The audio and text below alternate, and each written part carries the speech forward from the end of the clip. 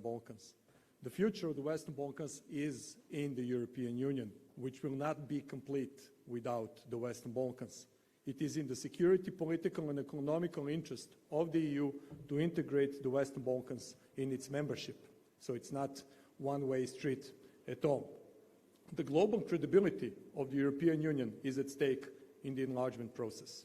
By failing to deliver on its promises once Western Balkan countries delivered historical compromises and necessary reforms, the EU is actually supporting anti-EU forces, promoting nationalism and the unaccountable behavior of local political elites.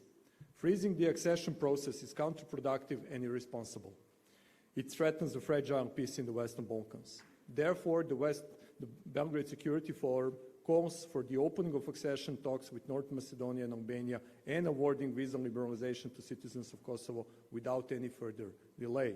If the European Union really intends to take the path of geopolitical thinking and acting as it declared, the Western Balkans is the first step on this path, and it can't be avoided. EU integration is a state-building process that is necessary for the Western Balkan countries in order to build functioning institutions and resolve bilateral and regional issues. The business-as-usual approach to the accession process apparently doesn't work and has introduced unintended consequences, including democratic backsliding and state capture in the Western Balkans. Please, Anya, take the floor. Thank you. Vlada has presented the problem, and I'm going to present some of the solutions we've agreed on. So we think and agree with the previous panel that there will be no enlargement without stronger political leadership and vision, both within the EU and in the accession states. And what do we mean by leadership? We want leadership to be translated into intensified engagement, clear public messages, consistent narratives and behavior, as well as delivery of concrete incentives and early warnings based on a merit in each individual case. We want more of strict conditionality regarding rule of law, but that it's supported with engagement with all of the countries in the region, regardless of their position in the accession process. This means we want rule of law engagement also in Bosnia and in Kosovo.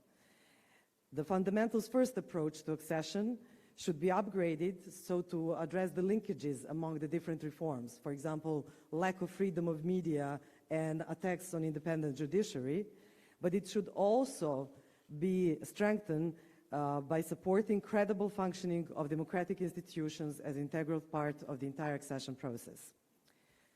We believe that EU integration is the best interest of Western Balkan citizens.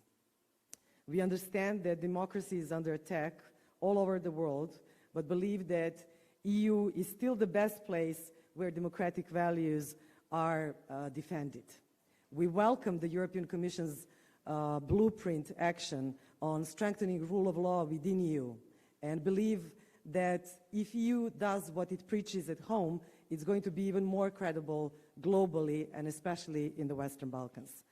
And we call upon the leaders in this region to join the table and stop being a problem that is discussed at the European tables, but contribute to finding European solutions that are common. And one of the first problems we would want to be discussed is the problem of causes and perceptions of injustice, some of which we heard about at the last panel, some of which we heard about during the last 3 days, and especially the issues of social justice, both within Western Balkan societies and Europe, but also beyond Europe. And if you allow me on a personal note, this is the last time I'm at this stage as a director of Belgrade Center for Security Policy. I'll be here next year, but as a member of the board of BCSP, and I want you to welcome with me my successor, Igor Bandović, who is from 1st November taking over responsibility for management of BCSP. Please, Igor.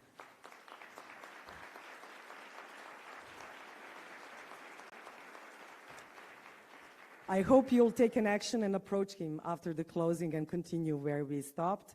And my last personal notes, I want to thank my co-conspirators in idea that Belgrade could be the place for global discussions on security and foreign policy. And what I've said the first day, it's easy to stand here when we have these people in a back. So without the teams of BCSP, European Movement in Serbia, and Belgrade Front for Political Excellence, this won't be possible.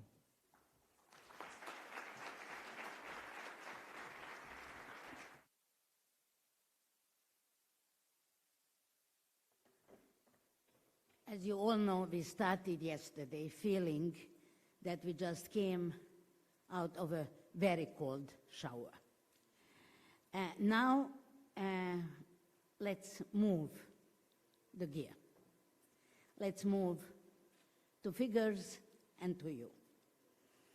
We had 350 participants in the Belgrade Security Forum that has been organized for the 9th time. We had 100 speakers, out of whom 56 men and 44 women. So we will be at the very top of this kind of events again that have almost a gender parity. Not yet there, but we promise we will work further to be there.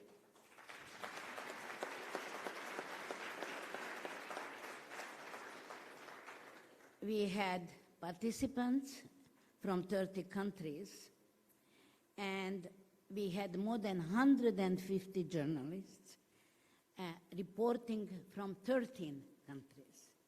So our goal from the very first day was that this is also an educational exercise, that we want high quality, smart debates, and that we can also broadcast, especially to the region, to our countries, and to help people understand that they have a potential to be part of the global debate, to be part of the tendencies, gatherings, in fact, of the European Union in the future. I think we reiterated this message, and I am very proud, first of all of you who have been with us on this trip. But this trip wouldn't be possible if we wouldn't have, first and foremost, all our partners who are supporting us along these quite serious 8 years of challenges, hurdles, and successes. 8 years, 9th forum, 8 years. First one, it was in 2011. I can't mention everybody. They are all on these lists, but I do absolutely must mention our strategic partners. The Kingdom of Netherlands, the Open Society Foundation, the Robert Bosch Foundation, the UN Development Program, and the Balkan Trust for Democracy. Thank you once again for being with us. Then we need to mention our strategic media partners, Tanjug, N1, and the European Western Balkans. This is all true what I said. Without them, we couldn't complete the journey up to this very day. But there is something else without whom there would be no journey whatsoever. And these are the people working all day around to make the Belgrade Security Forum possible.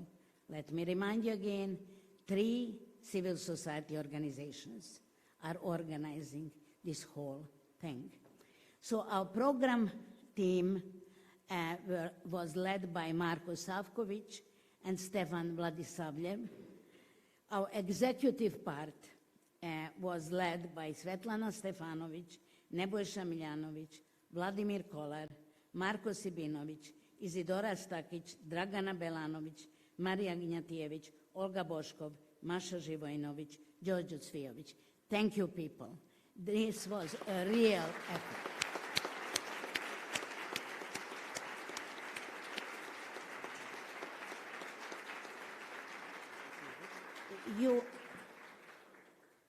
What we feel through all these years is that you come also to the Belgrade Security Forum because you feel good. You feel hampered and tempered in this surrounding. That wouldn't happen without our volunteers. They are all here, and they are our major strength. Thank you, young people, for this support.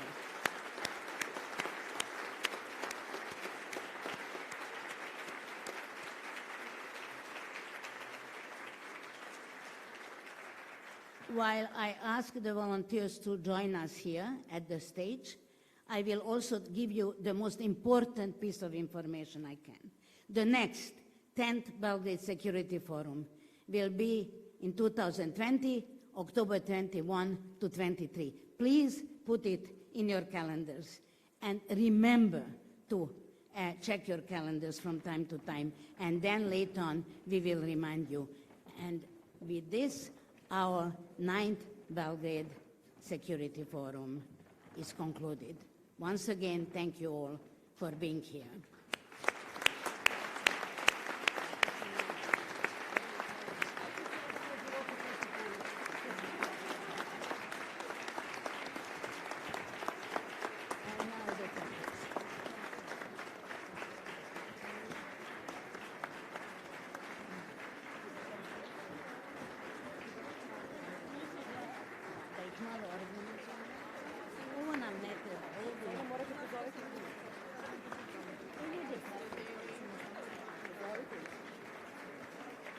The team is very shy. Please come. Please come.